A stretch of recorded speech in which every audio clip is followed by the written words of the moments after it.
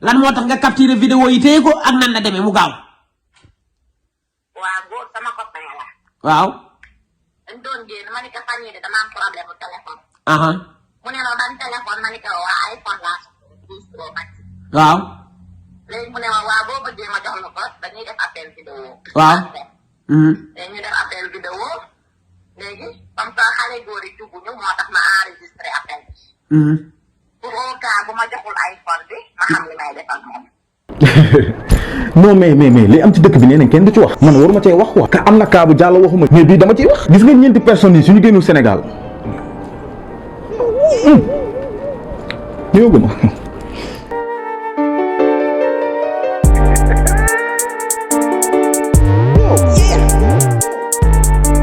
mais maa ngi jaajëfal ñëpp ñu ngeen seetaan caa ngeen jëf jum si mi ngi leen di bégg bu baax bu leen fàttee bës si cloche bi abonnez-vous foofu noonu xam nga ngeen jàpp ci vidéo yi quoi li ma leen bëgg a wax mooy gis nga Sénégal ñeenti façon personnes yi suñ fi génn du am jàmm du centre du dugal du mbëkk du def tous benn mooy ku am xam-xam te maanuwul xool leen ci télé rek du ma lépp mais seen bés dina ñëw dañuy toog ci télé bi guddal sikkim de garab bu buñee dañu 100 francs wax sa xalaat te li ngay wax dara wóorul si. da leen wax li ngeen di xam ñaar mooy borom alal bu kàccoor. bëri na fi te mun soo seetloo moom la ñu gën a jiital nag taf leen ci kanamu écran bi loolu wax ñu ne ñooma seen bés dana ñëw fii laa leen di weeje fii troisième bi mooy troisième bi non boy jaayef gis nga troisième bi mooy jiital borom am mu jël borom xam-xam te loolu ñëpp gis nañ ko dëkk bi bopp lay doxee bopp di dem en plus ce pays est dirigé par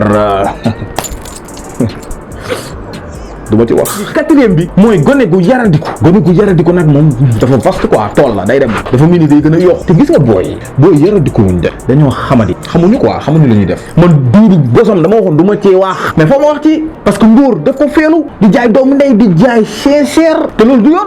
yow téléphone au moins téléphone quoi nga xool téléphone def sa yo ngay def vidéo bi moom ñu mel ni tuleeg male yëkkati xool génnee rot firi bàcc nga la te il paraît yàgg nañ ko def Adamo ki mu woo gel bi nee na yàgg nañ ko def lii tàmm nañ ko. mais yow lan moo tax nga am intention jékki-jékki yónnee ma vidéo yi.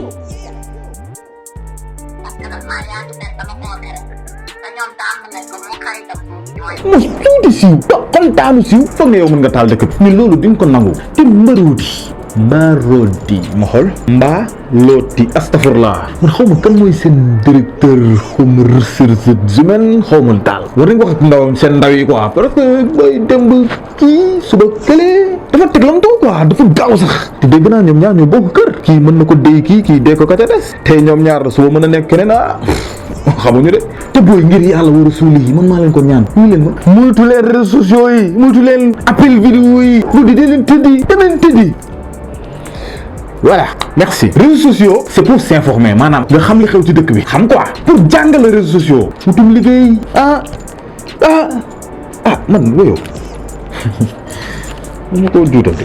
voilà réseaux sociaux du pour cinquième cas bi moom voilà cinquième cas bi quoi quatrième cas laa waxoon bëgg a jéggi dem sec xam lu ma dal sama xol a tàng mais benn question la leen di laaj Adamo baax na fi wala baaxu fi parce que Sénégal ko ne Adamo mu ni xam nga takk samay cër moom mool takku ni naanaa bañ cee wax mais man tinaa ci cas dinaa wax ak moom dugg ci ay digital xool kuy Adamo ak lan la ñuy yabee quoi ba beneen yoon